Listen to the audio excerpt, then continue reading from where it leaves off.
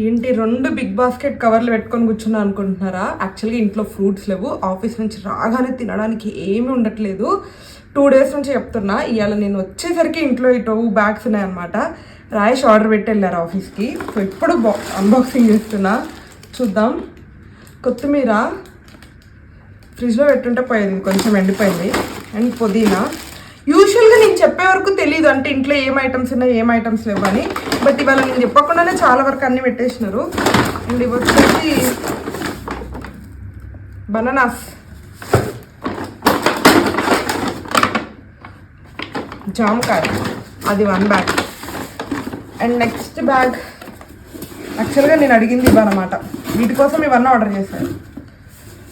okay,